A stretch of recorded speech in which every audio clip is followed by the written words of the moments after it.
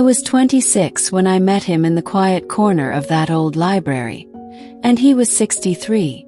They say age is just a number, but when his eyes met mine over a copy of Hemingway, I knew my life was about to change in ways I never imagined. Welcome to our channel. Please like and subscribe to our channel. Turn on the notification bell so that you don't miss any of our future videos. It was a Thursday afternoon when I first saw him. I'd been going to the downtown library for months, always sitting in the same spot by the window, drowning myself in romance novels to escape my boring corporate job. But that day, someone was already in my seat. He looked up from his book and I froze. Silver hair perfectly styled. Reading glasses perched on his nose. A navy sweater that probably cost more than my rent. He had this presence, you know, the kind that makes you forget how to breathe.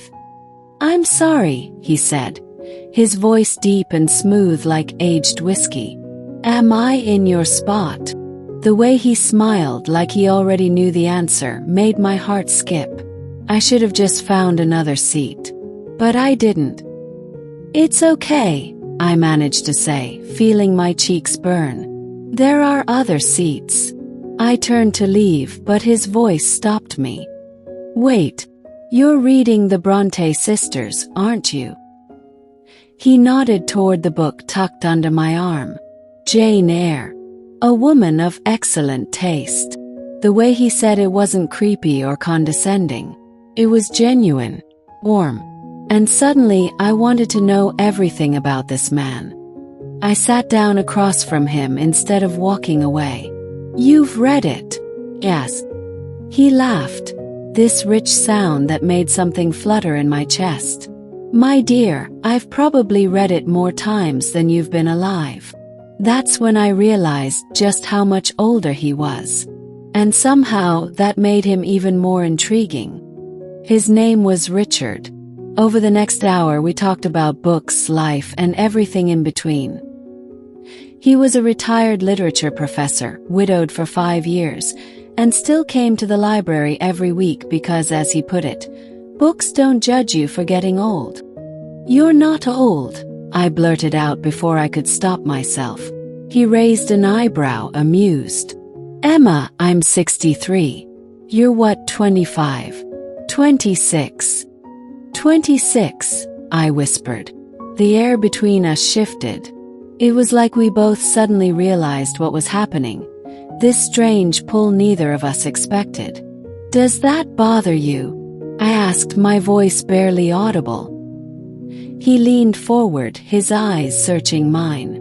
"It should," he said quietly. "But it doesn't." For 2 weeks I told myself we were just friends. We'd meet at the library, talk about books, share coffee from the cafe across the street. He made me laugh in ways I hadn't in years. He listened when I complained about my job. He made me feel seen. But every time our hands accidentally touched when reaching for the same book, electricity shot through me. Every time he said my name, I felt it in my bones. I was falling for him, and it terrified me. One evening, as we were leaving the library, I finally asked what I'd been dying to know. "Richard, why do you keep meeting me here?" He stopped walking, turned to face me under the streetlight, and for the first time I saw vulnerability in his eyes. "Because you make me feel alive again, Emma. And I know that's selfish of me." "It's not selfish," I whispered, stepping closer to him. My heart was pounding so hard I thought he could hear it. "I feel it too." He reached out slowly, giving me every chance to pull away, and brushed a strand of hair from my face. His touch was gentle, reverent, like I was something precious. "You deserve someone your own age. Someone who can." Cut him off. "I don't want someone my age. I want you." The words hung in the air between us, heavy with meaning. His hand lingered on my cheek, his thumb tracing my jawline, and I leaned into his touch like I'd been starving for it. "Emma!" He breathed my name like a prayer and a warning all at once. If we do this, people will talk. Your family, your friends, they won't understand. I don't care, I said, and I meant it. In that moment, nothing else mattered except the way he was looking at me, like I was the most beautiful thing he'd ever seen. Do you want this? Do you want me? His answer was in the way he pulled me closer, his other hand finding the small of my back. More than I should, he admitted. More than is probably wise. Then his lips were on mine, soft and sure, and the world disappeared.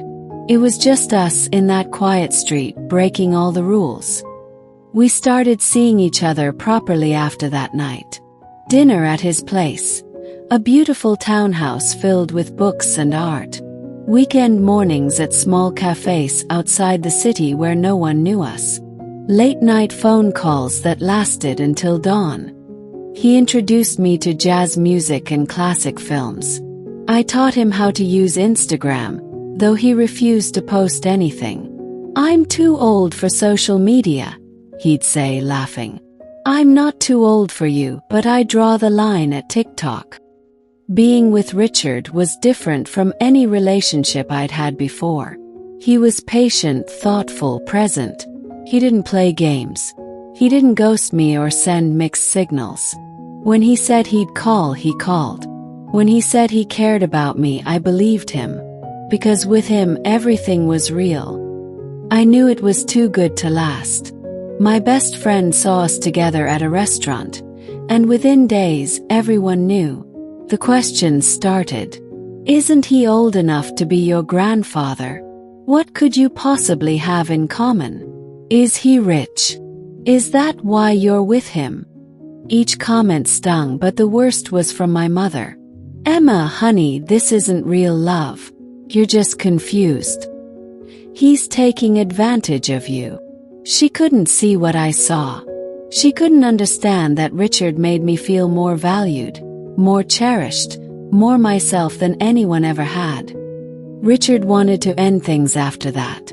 "I can't let you lose your family over me," he said, pain clear in his eyes. But I refused. "They'll come around," I told him, even though I wasn't sure they would. "And if they don't, that's their loss, not ours."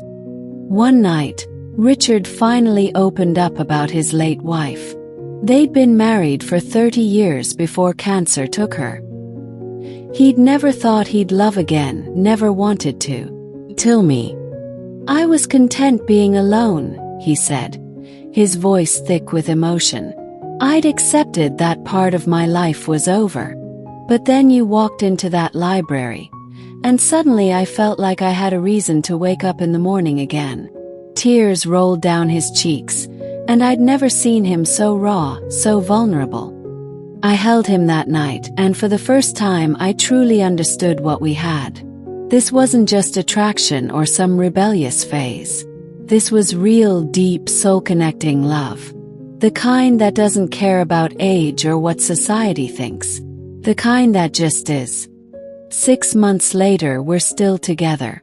My family is slowly coming around. My dad even had coffee with Richard last week. My friends have seen how happy I am and stopped with the judgmental comments. Do we still get stares when we walk down the street holding hands? Do people still whisper? Course. But here's what I've learned. Love doesn't follow a timeline or a rulebook. It doesn't care if he's 63 and I'm 27. It doesn't care that he has gray hair and I'm still figuring out my career. And chooses you anyway. Someone who makes you better. Someone who feels like home. And if that person happens to be 37 years older, well, that's just our story. And I wouldn't change a single page of it. Not even the one where I almost walked away from my seat in the library that Thursday afternoon. Because that decision led me to him. And he led me to the truest version of myself.